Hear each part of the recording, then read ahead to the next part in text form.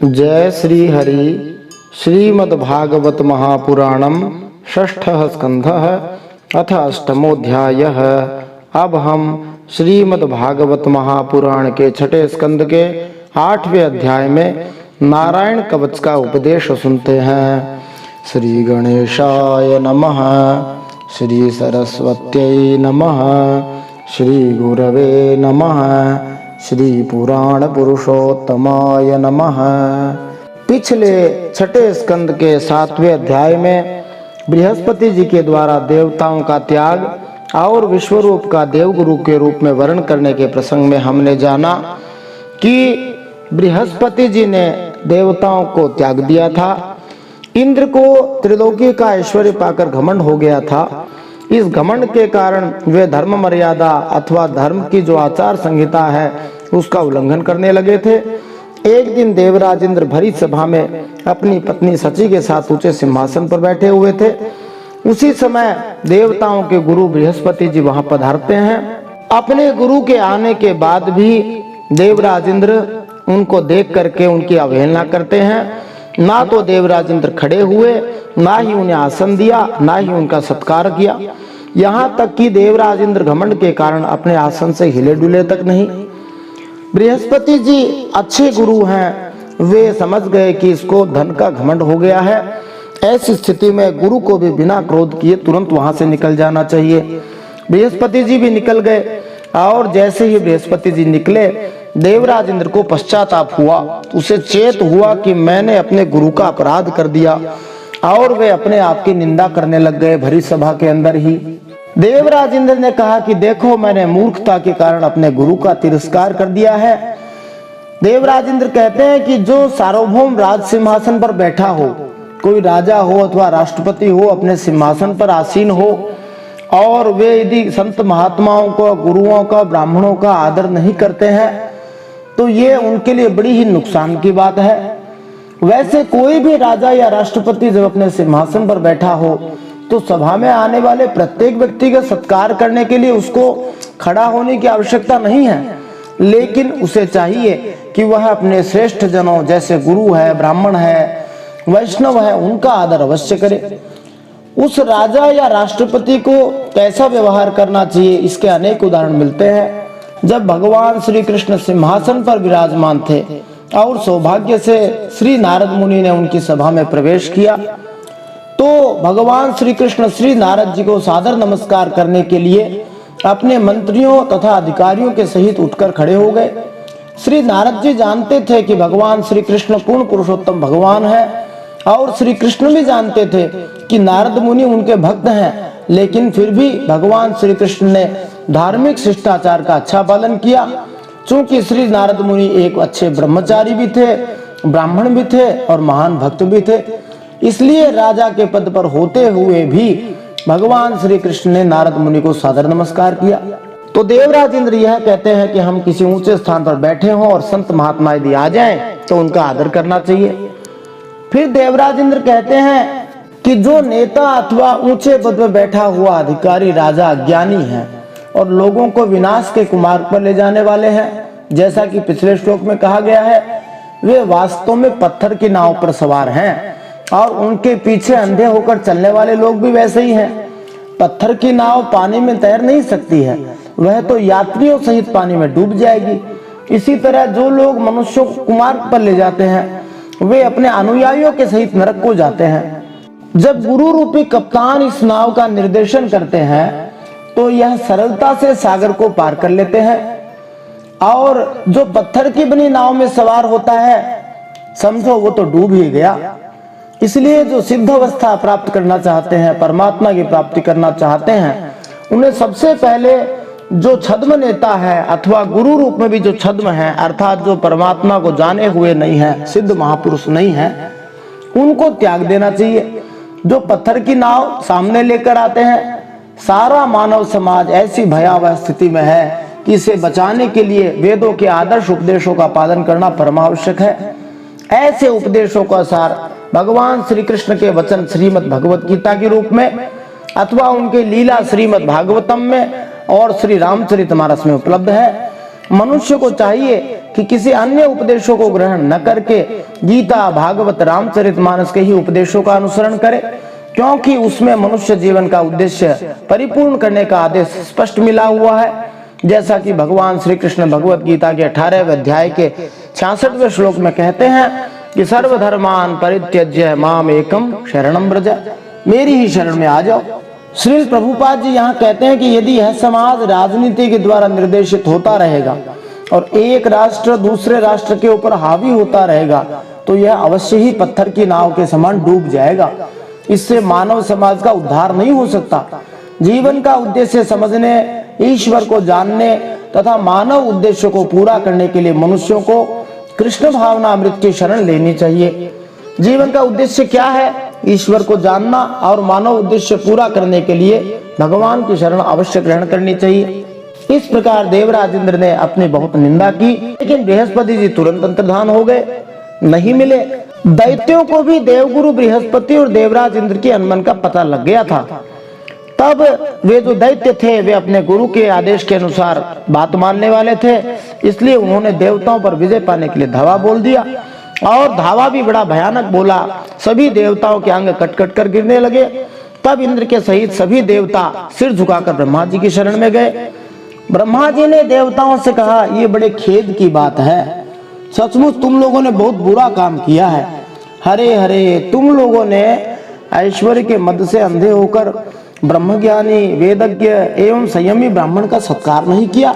ब्रह्मा जी ने बृहस्पति जी के ब्राह्मणोचित गुणों को पहचान लिया था, क्योंकि वे परम ब्रह्म के ज्ञाता होने के कारण देवताओं के गुरु थे।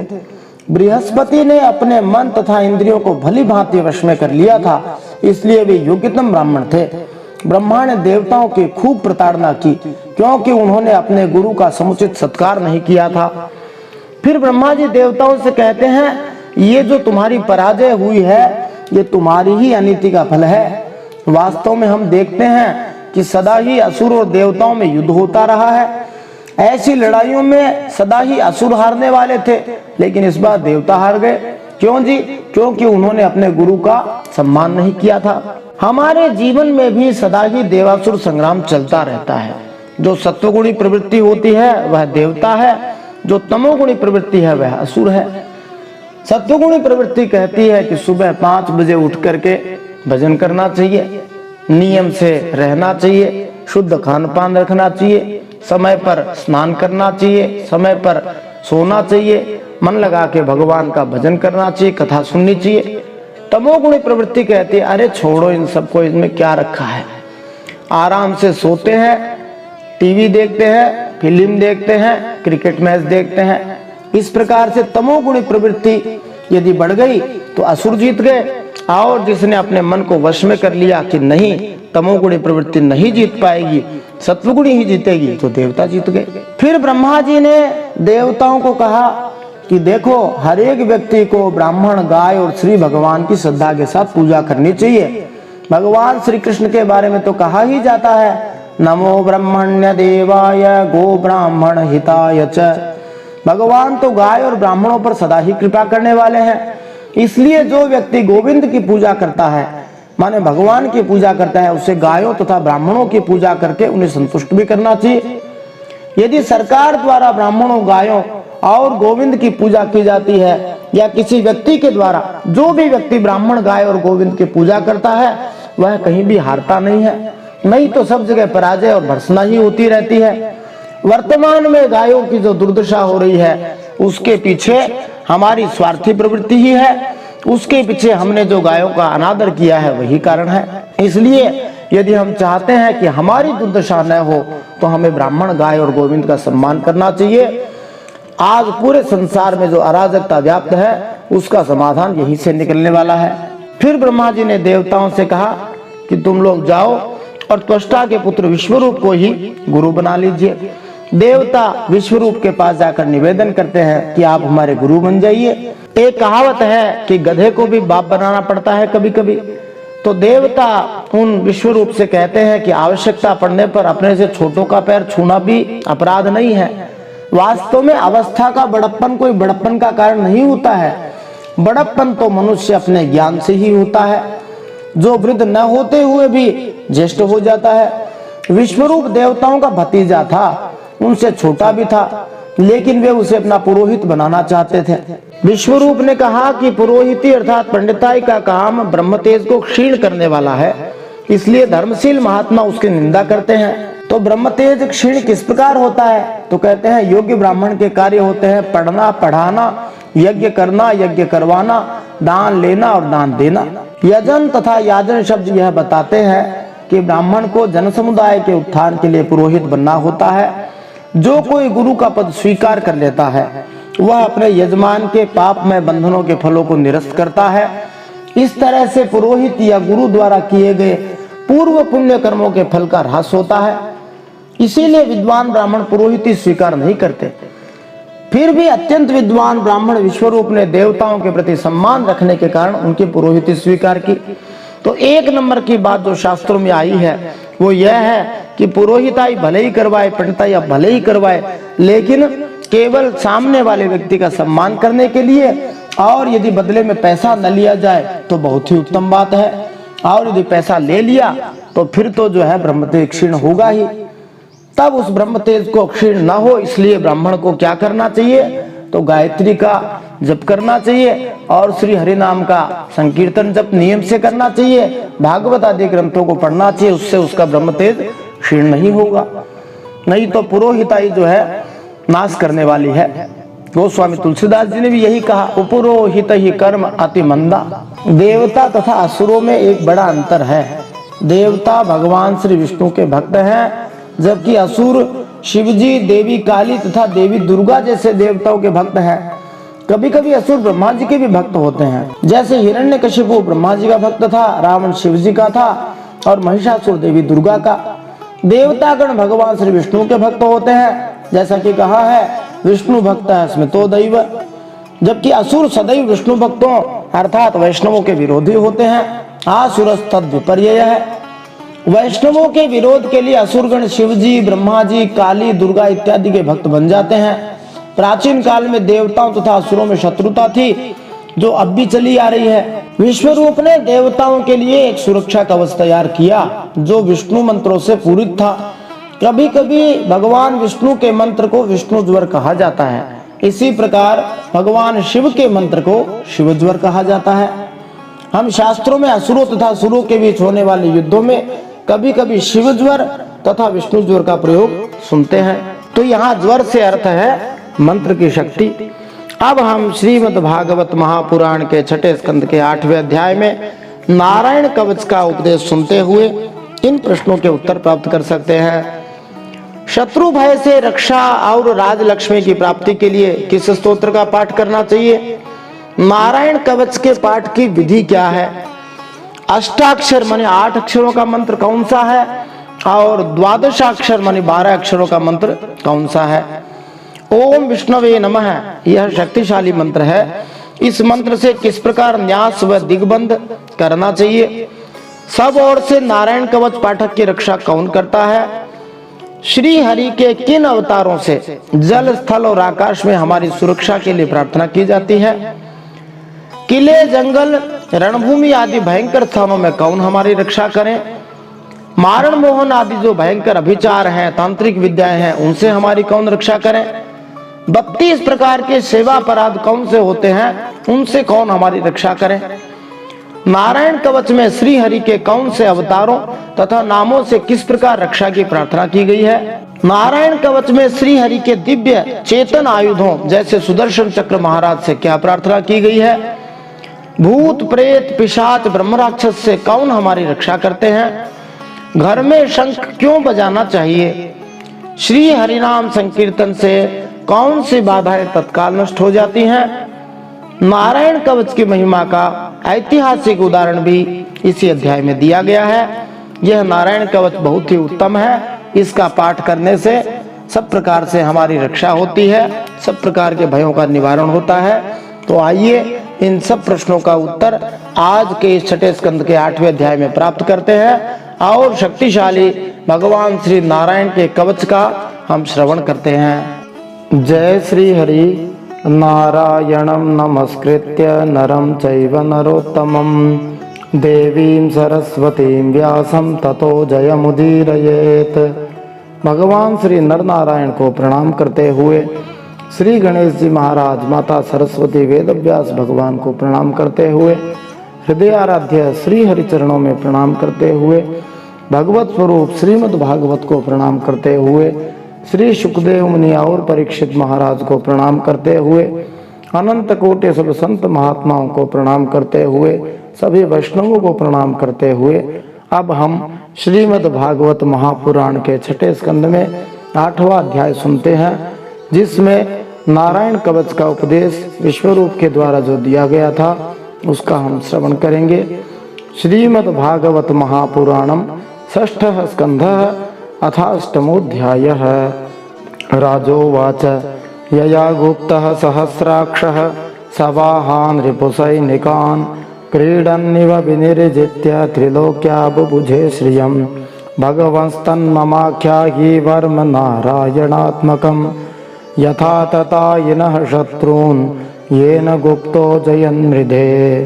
परीक्षित महाराज ने सुखदेव जी से पूछा, हे भगवान, देवराज इंद्र ने जिससे सुरक्षित होकर शत्रुओं की चतुरंगिणी सेना को खेल खेल में अनायास ही बिना प्रयास के ही जीत लिया और त्रिलोकी की राजलक्ष्मी का उपभोग भी किया, आप उस नारायण कवच का उपदेश मुझे सुनाइए और यह भी बतलाइए कि उन्होंने उससे सुरक्षित होकर रणभूमि में किस प्रकार आक्रमणकारी शत्रुओं पर विजय प्राप्त की थी। पिछले अध्याय के अंतिम श्लोक के अंदर सुखदेव जी ने संक्षेप में यह बता दिया कि विश्वरूप ने देवराज इंद्र को एक दिव्य नारायण कवच का उपदेश दिया था। अब परीक्षित, जो कि उत्तम श्रोता हैं, उन्होंने तुरंत पूछ लिया कि आप हमें बताइए। श्री शुक उवाच वृतः पुरोहितस्त्वाष्ट्रो महेन्द्रायानुपृच्छते नारायणाख्यं वर्माः तदिहैकमनः शृणु। श्री सुखदेव जी ने कहा, हे परीक्षित, जब देवताओं ने विश्वरूप को पुरोहित बना लिया तब देवराज इंद्र के प्रश्न करने पर विश्वरूप ने उन्हें नारायण कवच का उपदेश दिया था। तुम एकाग्रचित्त से उसका श्रवण करो। यहाँ से विश्वरूप जी के द्वारा बताया गया वह दिव्य उपदेश है जिसको नारायण कवच के नाम से जाना जाता है। इसका पाठ करने से सभी प्रकार से हमारी रक्षा हो जाती है और जो शत्रु हैं वो सामने टिक नहीं सकते। पूरा अध्याय ही नारायण कवच के रूप में ही है। यहाँ से पहले विश्वरूप जी विधि बताते हैं कि किस प्रकार से नारायण कवच को पाठ करना चाहिए, क्या क्या अंगन्यास आदि करने चाहिए, वो सब यहाँ बता रहे हैं। श्री विश्वरूप उवाच धौतांग्रिपाणिराचम्य सपवित्र उदङ्मुखः कृतस्वाङ्गकरन्यासो मन्त्राभ्यां वाग्यतः शुचिः नारायणमयं वर्म सन्नय्येद्भयागते पादयोर्जानुनोरूर्वो रुदरे हृदयधोरसी। विश्वरूप जी ने कहा, देवराज इंद्र, भय का अवसर उपस्थित होने पर नारायण कवच धारण करके अपने शरीर की रक्षा कर लेनी चाहिए। उसकी विधि यह है, सभी प्रकार के भयों से बचाने वाला, श्री नारायण की कृपा देने वाला यह नारायण कवच है। इसकी विधि इस प्रकार है, सबसे पहले हाथ पैर धोकर आचमन करे। ओम अपवित्रः पवित्रो वा सर्वावस्थां गतोऽपि वा यः स्मरेत् पुंडरीकाक्षं सबाह्याभ्यन्तरः शुचि। इस श्लोक का उच्चारण करके श्री विष्णु श्री विष्णु श्री विष्णु अथवा ओम पुंडरीकाक्षः पुनातु ओम पुंडरीकाक्षः पुनातु ओम पुंडरीकाक्षः पुनातु पुंडरीकाक्ष भगवान श्री विष्णु मुझे पवित्र करें। इस प्रकार अपने अंदर पवित्रता को धारण करें। फिर हाथ में कुश की पवित्री धारण करके उत्तर की ओर मुंह करके बैठ जाए। इसके बाद कवच धारण पर्यंत और कुछ न बोलने का निश्चय करके पवित्रता से ओम नमो नारायणाय और ओम नमो भगवते वासुदेवाय इन मंत्रों के द्वारा हृदय आदि अंगन्यास तथा अंगुष्ठादि करन्यास करे। पहले ओम नमो नारायणाय इस अष्टाक्षर मंत्र के ओम आदि 8 अक्षरों का क्रमशः पैरों, घुटनों, जांघों, पेट, हृदय, वक्षस्थल, मुख और सिर में न्यास करे। मुखे शिरस्यानुपूर्व्यादोंकारादीनि विन्यसेत् ओम नमो नारायणायेति विपर्ययमथाभिवा।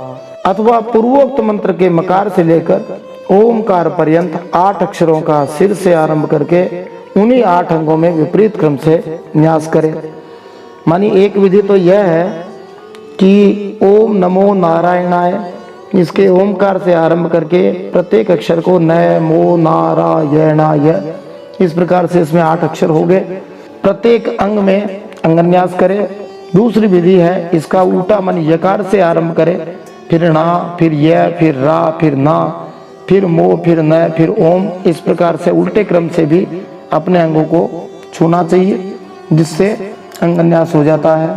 फिर करन्यासम ततः कुर्याद द्वादशाक्षर विद्यया प्रणवादि यकारांत मंगुल्यंगुष्ठ परवसु न्यसेद हृदय ओंकारम विकारमनुमूर्धनि शकारम तो ब्रुवोर मध्य नकारम शिखया दिशेत। फिर ओम नमो भगवते वासुदेवाय, इस 12 अक्षरों वाले द्वादशाक्षर मंत्र के ओम आदि 12 अक्षरों का दाईं तर्जनी से बाईं तर्जनी तक, जो हमारी सबसे पहली उंगली होती है अंगूठे के पास वाली, उसको तर्जनी कहते हैं। दोनों हाथ की 8 अंगुलियों और दोनों अंगूठों की 2-2 गांठों में न्यास करे। फिर ओम विष्णवे नमः, इस मंत्र के पहले अक्षर ओम का हृदय में ध्यान करे, वी का ब्रह्मरंध्र में ध्यान करे, शय का भोहों के बीच में ध्यान करे, ण का चोटी में ध्यान करे, वेकारम नेत्रयोर्युञ्जान नकारम सर्वसंधिषु मकारमस्त्रमुद्दिश्य मंत्रमूर्तिर्भवेद् बुधः सविसर्गम फडंतम तत् सर्वदिक्षु विनिर्दिशेत् ओम विष्णवे नमः इति। तो ओम विष्णवे नमः, इसका ओमकार का हृदय में ध्यान करे, वी का ब्रह्मरंध्र में, शय का भोहों के बीच में, णकार का चोटी में, वे का दोनों नेत्रों में और न का शरीर की सब गांठों में न्यास करना चाहिए, माने उनको छूना चाहिए। तदनंतर ओम मह अस्त्राय फट, यह कहकर दिग्बंध करे, माने दिशाओं से अपनी रक्षा करे। इस प्रकार न्यास करने से इस विधि को जानने वाला पुरुष मंत्र स्वरूप ही हो जाता है। आत्मानं परमं ध्यायेत् ध्येयं षट्शक्तिभिर्युतं विद्या तेजस्तपो मूर्ति मिमं मंत्र मुदाहरेत्। इसके बाद समग्र ऐश्वर्य, धर्म, यश, लक्ष्मी, ज्ञान और वैराग्य से परिपूर्ण इष्टदेव भगवान नारायण का ध्यान करे और अपने को भी तद्रूप ही चिंतन करे। तत्पश्चात विद्या, तेज और तपस्वरूप इस कवच का पाठ करे। यहाँ से मूल जो पाठ है, जिसके मंत्रों के द्वारा हम रक्षा की भगवान से प्रार्थना करते हैं, वो आरंभ होता है। इसका हम पाठ करते हैं। उपजाति छंद में इसके श्लोक रखे गए हैं। ओम हरिर्विदध्यान मम सर्वरक्षाम न्यस्तांग्रि पद्मः पतगेन्द्र पृष्ठे दरारि चरमासि गदेषु चाप पाषाण दधानोष्ट गुणोष्ट बाहु। भगवान श्री हरि गरुड़ जी की पीठ पर अपने चरण कमल रखे हुए हैं। अणिमादि 8 सिद्धियां श्री भगवान की सेवा कर रही हैं। 8 हाथों में श्री भगवान ने शंख, चक्र, ढाल, तलवार, गदा, बाण, धनुष और पाश मणि फंदा धारण किए रखा है। वे ही ओमकार स्वरूप प्रभु सब प्रकार से, सब ओर से मेरी रक्षा करे। अब कहाँ कहाँ कौन कौन भगवान के जो रूप हैं वे मेरी रक्षा करें, तो इस श्लोक में भगवान के मत्स्य, वामन और विश्वरूप अवतारों से रक्षा की प्रार्थना की गई है। जलेषु मां रक्षतु मत्स्य मूर्तिर् यादो गणेभ्यो वरुणस्य पाशात् स्थलेषु मायावटो वामनोऽव्यात् त्रिविक्रमः खेवतु विश्वरूपः। मत्स्य मूर्ति भगवान जल के भीतर जल के जंतुओं से रक्षा करें और वरुण के पास से मेरी रक्षा करें। माया से ब्रह्मचारी का रूप धारण करने वाले भगवान वामन स्थल पर और विश्वरूप श्री त्रिविक्रम भगवान आकाश में मेरी रक्षा करें। वामन भगवान ने ही जो विराट रूप धारण किया था उसका नाम त्रिविक्रम है। अगले श्लोक में नृसिंह भगवान से प्रार्थना करी है कि वो मेरी रक्षा करें। कहाँ रक्षा करें? दुर्गेष्वटव्याजि मुखादिषु प्रभुः पायान् नृसिंहो सुरयूथ पारिः विमुञ्चतो यस्य महाट्टहासं दिशो विनेदुर्न्यपतश्च गर्भः। हिरण्यकशिपु के शत्रु रूप में प्रकट होने वाले भगवान नृसिंह समस्त दिशाओं में मेरी रक्षा करें। उनके भयंकर अट्टहास मानी जो उनकी हंसी है उससे समस्त दिशाएं गूंज उठती थी और इससे असुरों की गर्भवती पत्नियों के गर्भपात तक हो गए थे। श्री भगवान जंगल तथा युद्ध भूमि जैसे विकट स्थानों में कृपा करके मेरी रक्षा करें। तो भगवान जो है जंगल में, किले में, वहां पर नृसिंह रूप में मेरी रक्षा करें। फिर अगले श्लोक में भगवान यज्ञेश्वर, भगवान वराह, परशुराम भगवान और श्री रामचंद्र जी ये कहाँ रक्षा करें, ये प्रार्थना करी है। रक्षत्वसौ माध्वनि यज्ञकल्पः स्वदंष्टयोन्नीतधरो वराह रामो द्रिकूटेष्वथ विप्रवासे स लक्ष्मणो व्यात् भरताग्रजोस्मान्। परम अविनाशी श्री भगवान यज्ञों के द्वारा जाने जाते हैं, इसीलिए वे यज्ञेश्वर कहलाते हैं।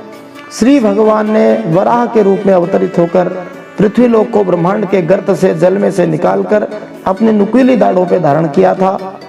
ऐसे श्री भगवान मार्ग में दुष्टों से मेरी रक्षा करें। तो वराह भगवान मार्ग में रक्षा करें और परशुराम भगवान मेरी पर्वत शिखरों पर रक्षा करें और भरत जी के अग्रज भगवान रामचंद्र जी अपने भाई लक्ष्मण सहित विदेशों में मेरी रक्षा करें। दूसरे देश में कहीं चले जाएं, दूसरे स्थान में, वहां श्री राम जी रक्षा करें। श्री राम जी तीन हुए हैं। श्री परशुराम जी जिनको जामदग्नि कहा जाता है, जो जमदग्नि पुत्र थे, भगवान श्री हरि के अवतार, ब्राह्मणों के आराध्य। दूसरे भगवान श्री रामचंद्र जी स्वयं हुए, जो लक्ष्मण जी के बड़े भाई जी थे। तीसरे हुए बलराम जी, जो भगवान श्री कृष्णचंद्र जी के बड़े भाई जी थे। अगले श्लोक में भगवान श्री नारायण से और नर भगवान से, दत्तात्रेय और कपिल भगवान से रक्षा की प्रार्थना की गई है। मामुग्र धर्मादखिलात् प्रमादान् नारायणः पातु नरश्चहासात् दत्तस्त्वयोगादथ योगनाथः पायात् गुणेशः कपिलः कर्मबन्धात्। भगवान नारायण मारण, मोहन आदि भयंकर अभिचारों और सब प्रकार के प्रमादों से मेरी रक्षा करे। ऋषि श्रेष्ठ नर हमारी घमंड से रक्षा करे कि हमें घमंड ना हो जाए। योगेश्वर भगवान दत्तात्रेय योग के विघ्नों से और त्रिगुणाधिपति भगवान कपिल कर्म बंधनों से मेरी रक्षा करें। अगले श्लोक में सनत कुमार जी से, हयग्रीव भगवान के अवतार से, नारद जी से और कुंभ भगवान से रक्षा करने की प्रार्थना करी गई है। सनत कुमारो वतु कामदेवात् भयशीर्षा मां पथि देवहेलनात् देवर्षिवर्यः पुरुषार्चनान्तरात् कूर्मो हरिर्मां निर्याद शेषात्। परमर्षि सनत कुमार कामदेव से रक्षा करे। हयग्रीव भगवान मार्ग में चलते समय देव मूर्तियों को नमस्कार आदि न करने के अपराध से रक्षा करे। देवर्षि नारद जी सेवा अपराधों से रक्षा करे और भगवान कच्छप सब प्रकार के नरकों से मेरी रक्षा करे। 32 प्रकार के सेवा अपराध माने गए हैं, इनको हम जानते हैं। सवारी पर चढ़कर अथवा पैरों में खड़ाऊ पहनकर श्री भगवान के मंदिर में नहीं जाना चाहिए। रथ यात्रा, जन्माष्टमी आदि उत्सवों को नहीं मनाना या उनके दर्शन न करना, यह सेवा अपराध है।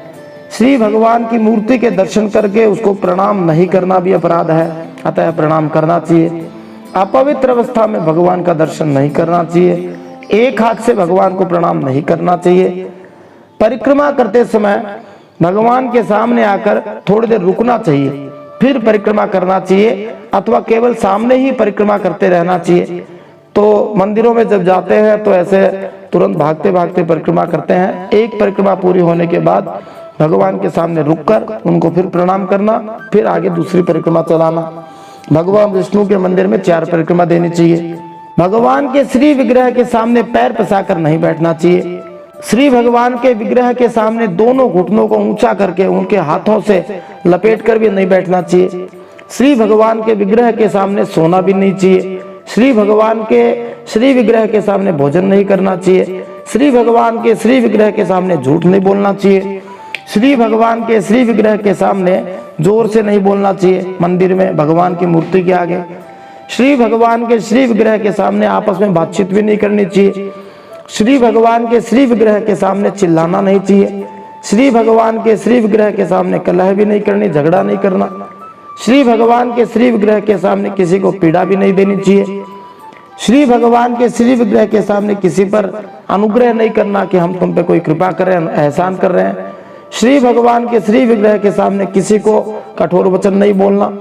श्री भगवान के श्री विग्रह के सामने कंबल से सारा शरीर नहीं ढक लेना चाहिए। श्री भगवान के श्री विग्रह के सामने दूसरे की निंदा नहीं करनी चाहिए।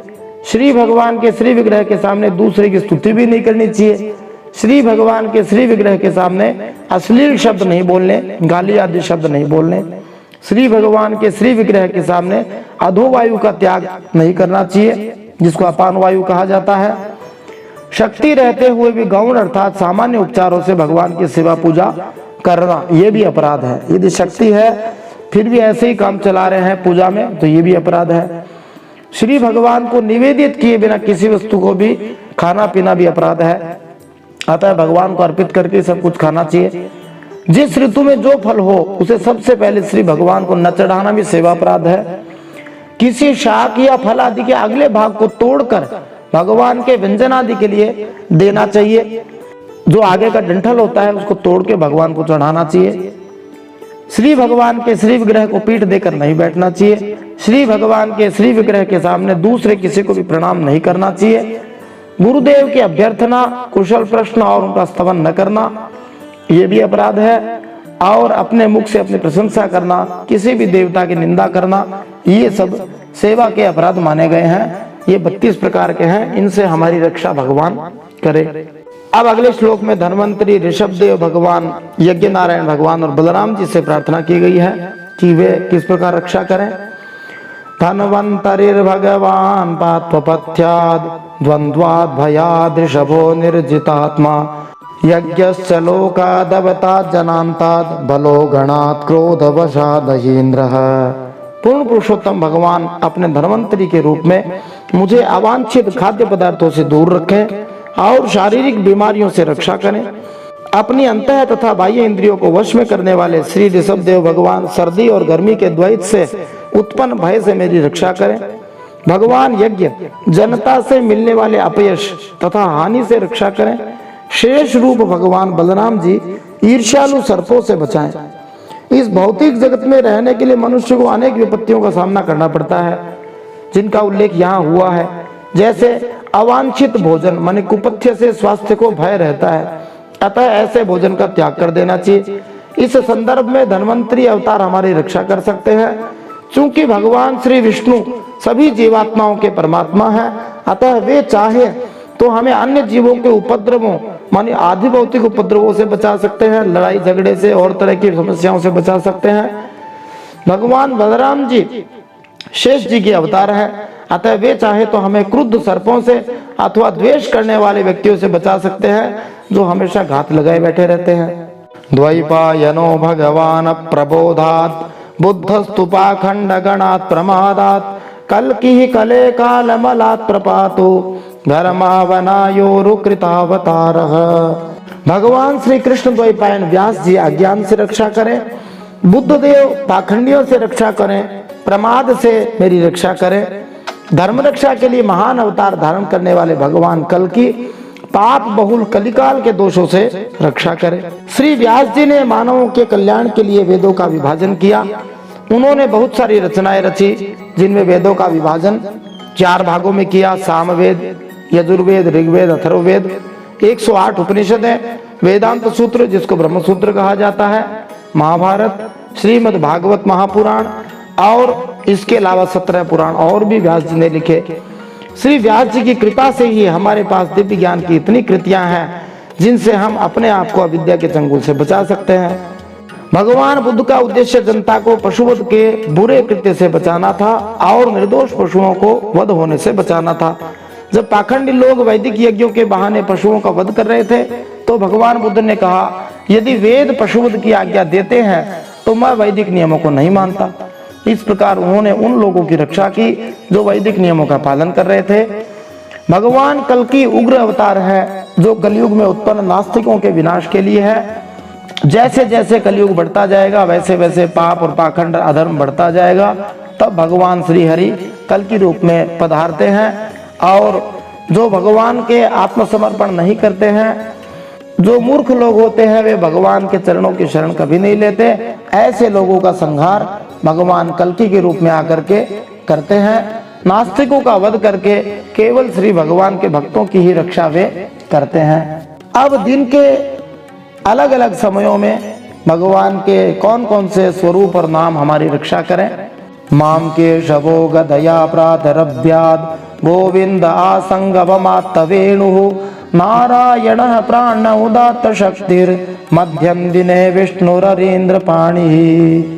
वैदिक ज्योतिर्विज्ञान के अनुसार दिन तथा रात को 12-12 घंटों में विभाजित न करके 30 घटिकाओं, जिसमें प्रत्येक घटी 24 मिनट की होती है, उसमें विभाजित किया जाता है।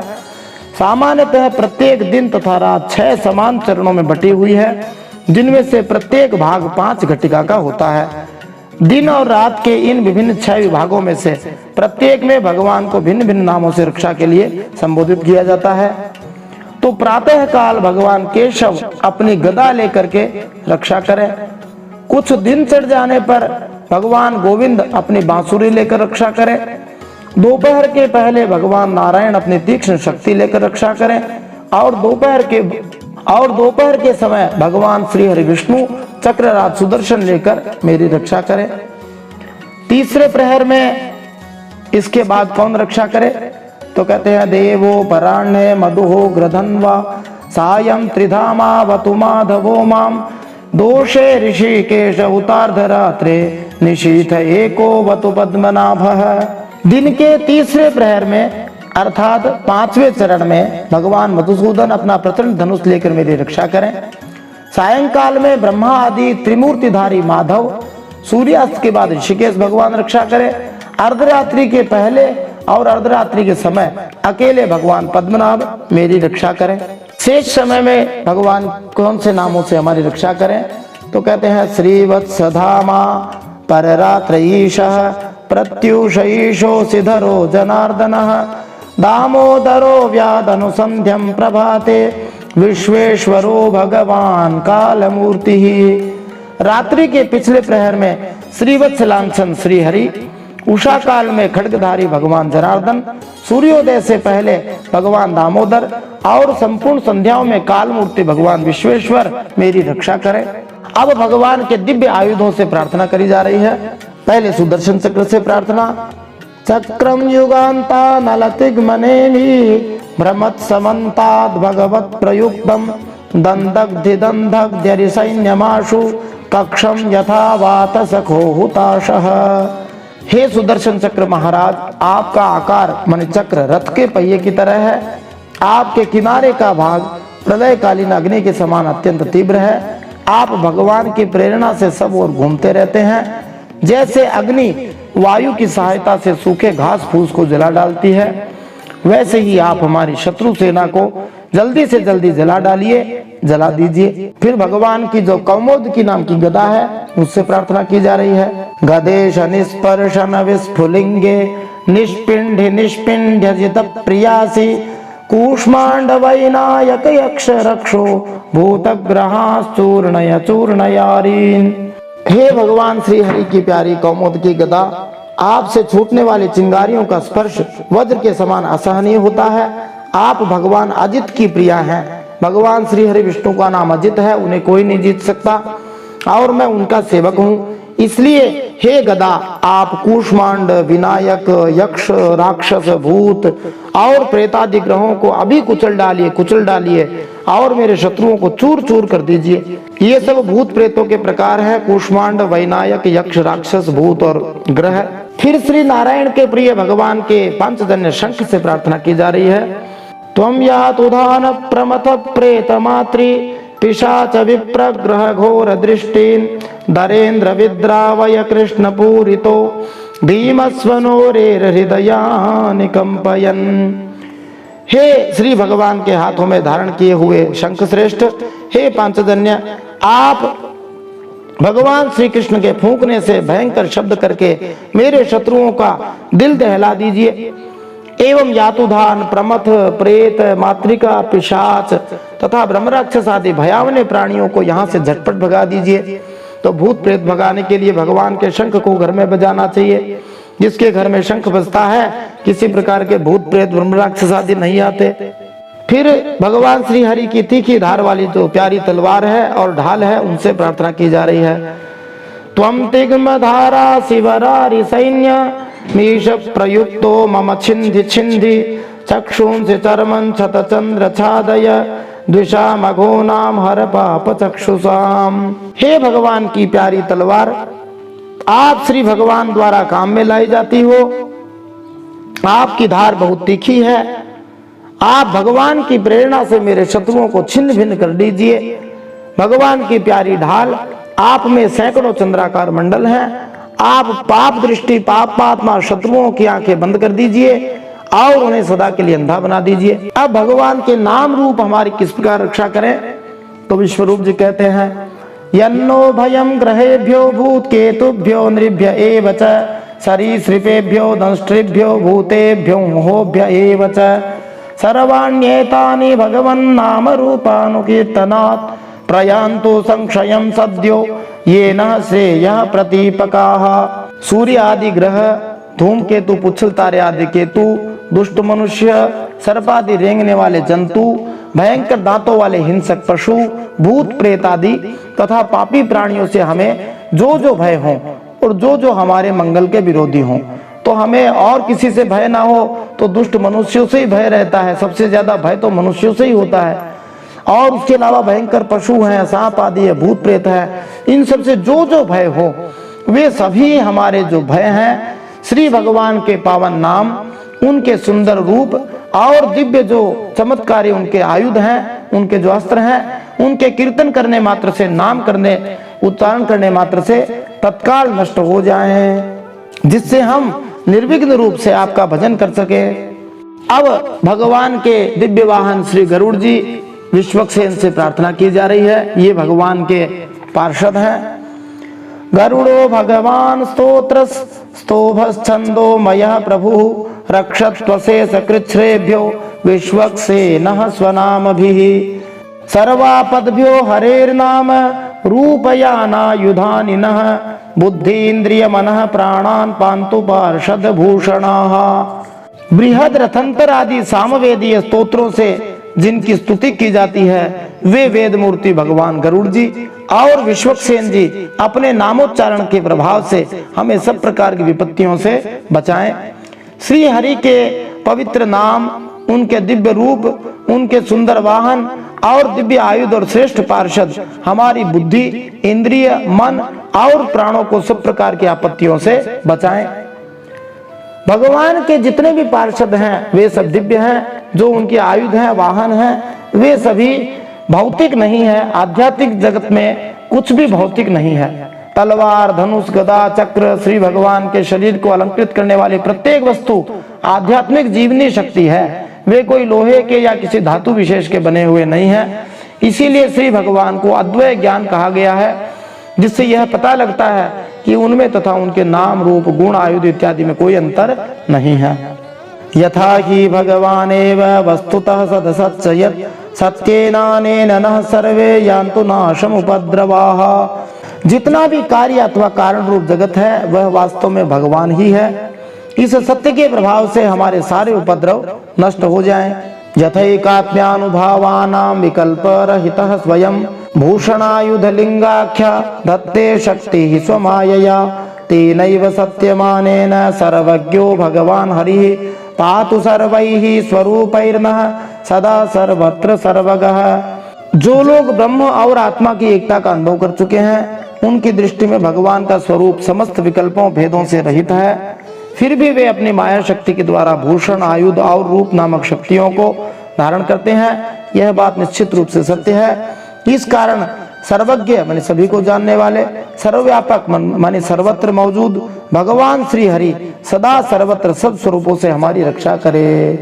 ये बहुत अच्छी प्रार्थना हो गई कि भगवान जो जो नाम छूट गए वहां से भी हमारी रक्षा करे। विदिक्षु दिक्षूर्ध्वमध समन्तादंतर बहिर्भगवान् नरसिंहः प्रहापयन् लोकभयं स्वनेन स्वतेजसाग्रस्त समस्त तेजः। अब प्रहलाद महाराज ने भगवान नृसिंहदेव के पवित्र नाम का उच्च स्वर से जप किया था। अपने भक्त प्रहलाद महाराज के लिए गर्जना करने वाले हे नृसिंहदेव प्रभु, आप उन संकटों के भय से हमारी रक्षा करें जो विष, आयुध, जल, अग्नि, वायु इत्यादि के द्वारा समस्त दिशाओं में महाभटों के द्वारा फैलाया जा चुका है। हे भगवान, आप अपने दिव्य प्रभाव से इनके प्रभाव को आच्छादित कर ले, माने ढक दें। भगवान नृसिंहदेव समस्त दिशाओं में ऊपर नीचे बाहर भीतर हमारी रक्षा करें। भगवन्निदमाख्यातं वर्म नारायणात्मकं विजेष्यसेञ्जसा येन दंशितोऽसुरयूथपान् एतद् धारयमाणस्तु यं यं पश्यति चक्षुषा पदावा संस्पृशेत् सद्यः साध्वसात् स किमुच्यते। हे देवराज इंद्र, मैंने आपको यह नारायण कवच सुना दिया। इस कवच से तुम अपने आप को सुरक्षित कर लो, बस फिर आप अनायास सब दैत्य युद्धपतियों को जीत लेंगे। इस नारायण कवच को धारण करने वाला मनुष्य जिसको भी अपनी आंखों से देख ही लेता है अथवा पैर से छू भी देता है, वह तत्काल समस्त भयों से मुक्त हो जाता है। ऐसे कई महात्मा होते हैं जो किसी को देख भी ले अथवा पैरों से छू दें तो वे पवित्र हो जाते हैं, सभी प्रकार के भयों से मुक्त हो जाते हैं। न कुतश्चित् भयं तस्य विद्यां धारयतो भवेत् राजदस्यु ग्रहादिभ्यो व्याघ्रादिभ्यश्च कर्हिचित् इमां विद्यां पुरा कश्चित् कौशिको धारयन् द्विजः योग धारणया स्वांगम जहौ स मरुधन्वनि। जो इस वैष्णवी विद्या नारायण कवच को धारण कर लेता है उसे राजा, डाकू, प्रेत, पिशाच आदि और बाघ आदि हिंसक जीवों से कभी किसी प्रकार का भय नहीं होता।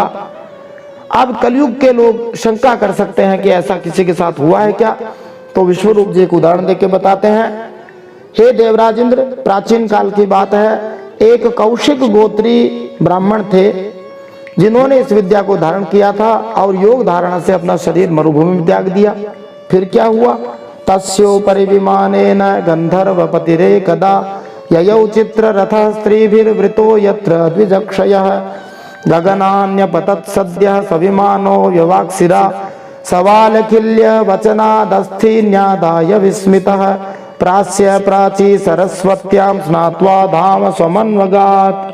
तो उन्होंने शरीर त्याग दिया। फिर क्या हुआ? जहां उस ब्राह्मण का शरीर पड़ा था, कौशिक गोत्री ब्राह्मण का, उसके ऊपर से एक दिन गंधर्वराज चित्ररथ अपनी स्त्रियों के साथ विमान पर बैठकर निकले।